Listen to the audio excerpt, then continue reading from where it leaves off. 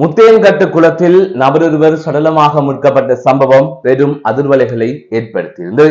அதாவது இராணுவத்தினர் கொலை செய்துவிட்டு இவ்வாறு சடலத்தை கொண்டு வந்து முத்தையன்கட்டு குளத்திற்குள் போட்டு விட்டதாக மக்கள் குற்றம் சாட்டியிருந்தார்கள். இது தொடர்பாக நேற்றைய தினம் பரபரப்பு நிலை ஒன்று ஏற்பட்டிருந்தது. இந்நிலையில் இந்த சம்பவத்தின் பின்னணியில் என்ன நடந்தது என்பது தொடர்பான முழுமையான தகவல்கள் வெளியாகி இருக்கின்றது. ஒரு 1000 ரூபாயில் ஆரம்பித்த பிரச்சனை அல்லது அந்த 1000 ரூபாயால் ஏற்பட்ட சிக்கல் இன்று இந்த அளவிற்கு, அதாவது ஒருவரின் உயிர் போகும் அளவிற்கு வந்து முடிந்திருக்கின்றது. இது தொடர்பாகத்தான் இதிலே விரிவாக பார்க்க இருக்கின்றோம். அதற்கு முதல் ஜேகே ரிப்போர்ட் எனப்படுகின்ற இந்த யூடியூப் சேனலை இதுவரை யாராவது சப்ஸ்கிரைப் செய்யாமல் பார்த்து கொண்டிருந்தால் சப்ஸ்கிரைப் செய்து கொள்ளுங்கள். தொடர்ந்து அருகில் இருக்கின்ற பெல் பட்டினை கிளிக் செய்வதன் ஊடாக நான் போடுகின்ற ஒவ்வொரு காணொளிகளையும் நீங்கள் உடனுக்குடன் பார்த்து கொள்ளக்கூடிய வகையிலே இருக்கும். நான் நடராசா ஜெயகாந்தன். தற்பொழுது செய்திகளுக்குள்ளே செல்லலாம்.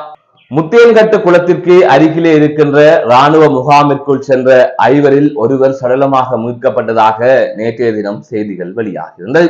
அந்த சம்பவம் தொடர்பாக ஜீவநகர் பகுதியைச் சேர்ந்த 32 வயதுடைய கபில்ராஜ் எனப்படுகின்ற இளம் குடும்பஸ்தரே இவ்வாறு சடலமாக மீட்கப்பட்டிருந்தார். அவரது சடலம் உடற்கூற்று பரிசோதனைக்காக அனுப்பப்பட்டிருக்கிறது. அது தொடர்பான விசாரணைகள் மேற்கொள்ளப்பட்டுக் கொண்டிருக்கின்றது. இந்த நிலையில் இந்த சம்பவத்துடன் தொடர்புபட்ட இராணுவத்தினர் 3 எதிர்வருகின்ற 19ஆம் தேதி வரை விளக்கமறியலில் வைக்கப்பட்டிருப்பதாக தெரிவிக்கப்பட்டிருக்கின்றது.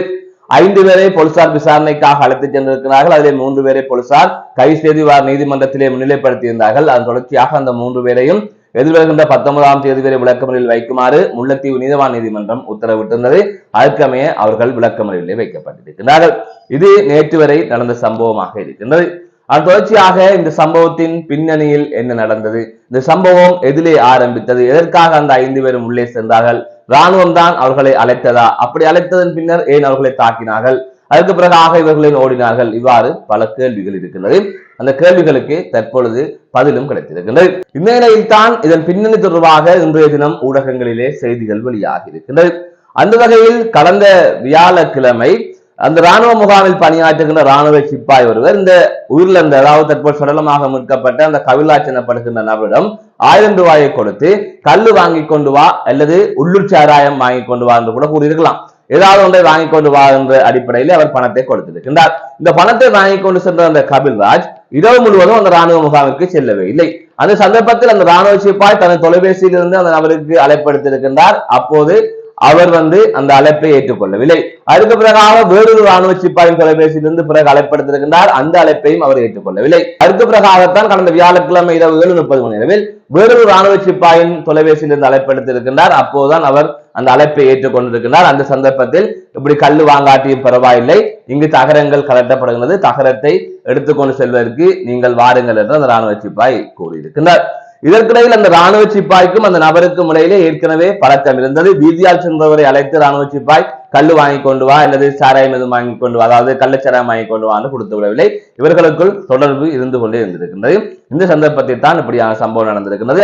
அன்றைய தினம் அந்த கபில்ராஜ் எனப்படுகின்ற நபரால் ஏதோ ஒரு காரணத்தினால் ராணுவ சிப்பாய்க்கு கல்லு வாங்கி கொண்டு கொடுக்க முடியவில்லை என்று கூறப்படுகின்றது. அதுக்கு பிறகாக தான் 7:30 மணி அளவிலே இவ்வாறு தகரங்களை எடுத்துக்கொண்டு செல்லுமாறு அவர் கூறியிருக்கிறார். ஆகவே அந்த ராணுவ முகாமில் இருந்த ஒட்டுமொத்த ராணுவத்தினரும் இதனை கூறவில்லை, அல்லது ராணுவ முகாமிற்கு பொறுப்பானவர் கூறவில்லை.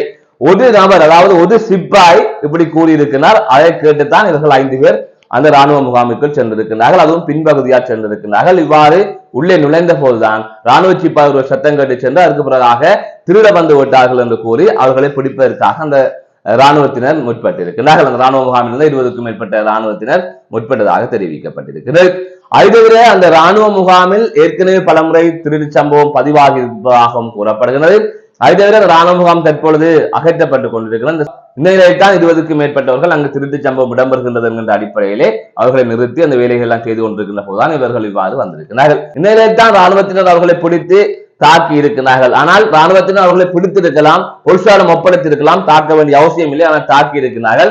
அதுக்கு பிறகாக ராணுவத்தினர் தப்பிப்பதற்காக பலரும் பல்வேறு திசையை நோக்கி ஓடி இருக்கிறார்கள். ஆனால் ஒருவரால் இவ்வாறு ராணுவத்தினரும் தப்பித்து செல்ல முடியவில்லை. அவரை ராணுவத்தினர் பிடித்து வைத்து தாக்கி இருக்கிறார்கள். அந்த சந்தர்ப்பத்தில் தான் மக்கள் அங்கு சென்று ராணுவத்தினருடன் முரண்பட்டு அந்த நபரை மீட்டு வைத்தியசாலை சேர்த்ததாக கூறப்படுகிறது. ஏனைய 4 ஒவ்வொரு திசையாக ஓடிவிட்டார்கள். இந்த நிலையில் தான் இதுவர் முத்தையன்கட்டு குளத்திற்கு சென்றதாக கூறப்படுகிறது. ராணுவ முகாமிற்கு அருகில் தான் அந்த குளமும் இருக்கின்றது. அந்த குளத்தை நோக்கி ஓடியதாகவும் இந்த நிலையில் சென்ற 20 ஒருவருக்கு நீச்சல் தெரியும் என்றும், ஆனால் இவ்வாறு சடலமாக மீட்கப்பட்ட இந்த கல்ராஜ் எனப்படுகின்ற நபருக்கு நீச்சல் தெரியாது என்றும், அதற்கேற்ப நான் குளத்துக்குள் பதுங்கியிருந்து போட்டு புறவை வருகின்றேன் என்று நீ வீட்டில் சொல்லு என்று கூறி அந்த நீச்சல் தெரிஞ்சவரிடம் இவர் கூறியிருக்கிறார். நீச்சல் தெரிஞ்சவர் நீந்தி சென்று விட்டார்.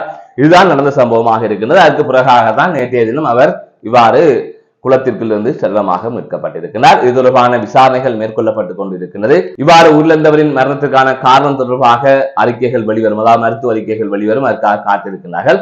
ஆகையால் இவ்வாறுதான் இந்த சம்பவங்கள் எல்லாம் அரங்கேறி இருக்கிறது. ஆகவே அந்த ராணுவ சிப்பாய் தான் இவர்களை அங்கு வரவழைத்திருக்கிறார். நிலை ராணுவ சிப்பாய்க்கும் அந்த உயிரிழந்த நபருக்கும் இடையிலே தனிப்பட்ட ரீதியில் தான் பழக்க வழக்கங்கள் இருந்தே தவிர அது ராணுவ முகாமிற்கும் அவருக்குமான தொடர்பு அல்லது ராணுவ முகாமிற்கும் மக்களுக்குமான தொடர்பு இல்லை. ஆகவே இவர்கள் இணைந்துதான் இந்த வேலைகளை செய்து கொண்டிருந்திருக்கிறார்கள். அந்த வகை ரகசியமாக தகரம் எடுப்பதற்காகத்தான் அவர் தகவல் கொடுத்தாரா என்கின்ற கேள்வி இருக்கிறது. இவ்வாறு பூன நிலையத்தான் ராணுவத்தினர் இவ்வாறு தாக்கி இருக்கிறார்கள். அதற்கு பிறகாக இவர்கள் தப்பித்து ஓடி இருக்கிறார்கள். இதுதான் தற்போது நடந்த சம்பவம் என்று செய்திகள் வெளிவந்திருக்கின்றன. இந்த நிலையில் இந்த சம்பவம் தொடர்பாக போலீசார் என்ன தெரிவித்திருக்கிறார்கள் சொன்னால், அந்த வியாழக்கிழமை இரவு 11:30 மணி அளவில் இவ்வாறு இவர்கள் ராணுவ முகாமிற்குள் அத்துமீறி உள்நுழைந்ததாகவும், அந்த சந்தர்ப்பத்தில் ராணுவத்தினர் அவர்களை பிடிக்க முற்பட்டதாகவும், அந்த சந்தர்ப்பத்தில் இவர்கள் தப்பிச் சென்றதாகவும், 3 பேர் முத்தியன்கட்டு குளத்தை நோக்கி ஓடியதாகவும் போலீசார் விசாரணைகளின் அடிப்படையில் தெரிவித்திருக்கிறார்கள். போலீஸ் தரப்பு தகவலாக இது இருக்கின்றது. அந்த வகையில் தான் இவ்வாறு 3 பேர் ஓடிய நிலையில் ஒருவர் சடலமாக மீட்கப்பட்டதாக போலீஸ் தரப்பிலிருந்து தெரிவிக்கப்பட்டிருக்கிறது. போலீசார் இது தொடர்பான விசாரணைகளை முன்னெடுத்து வருகின்றார்கள். இது போலீஸ் தரப்பு தகவலாக இருக்கின்றது. இந்த நிலையில் இது தொடர்பாக ராணுவ பேச்சாளர் கருத்து தெரிவிக்கின்ற போது இவ்வாறு 5 பேர் ராணுவ முகாமிற்குள் அத்துமுறை நுழைந்ததாகவும், அவர்களை ராணுவத்தினர் பின்தொடர்ந்ததாகவும், அந்த சந்தர்ப்பத்தில் அவர்கள் அங்கிருந்து தப்பி ஓடியதாகவும் அவர் தெரிவித்திருக்கிறார். அதுவரைக்குமான சம்பவம் வரைக்கும் தான் ராணுவத்தினருக்கு தொடர்பு இருக்கின்றது. அதனை தாண்டி நடந்த சம்பவத்திற்கும் ராணுவத்தினருக்கும் தொடர்பில்லை.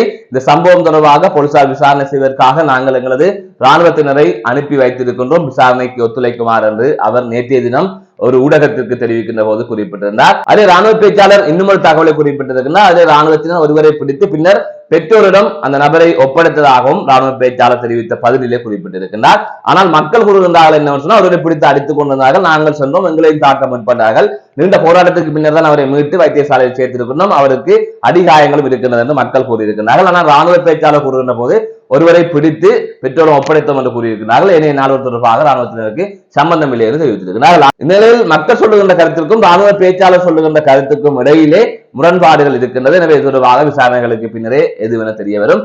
ஆகவே இவ்வாறு பல்வேறுபட்ட தரப்பினரிடமிருந்து பல்வேறுபட்ட தகவல்கள் தற்பொழுது கூறப்பட்டுக் கொண்டிருக்கின்றது. எனவே போலீஸ் தரப்பு தகவலை கூறுகின்றது, ராணுவ தரப்பு தகவலை கூறுகின்றது, மக்கள் தரப்பு தகவலை கூறுகின்றது. ஆக இது தொடர்பாக நீதியான விசாரணைகள் மேற்கொள்ளப்பட வேண்டும். மீண்டும் ஒரு காணொலி சந்திக்கின்றேன். நான் நடராஜ் சஜயகாந்த்.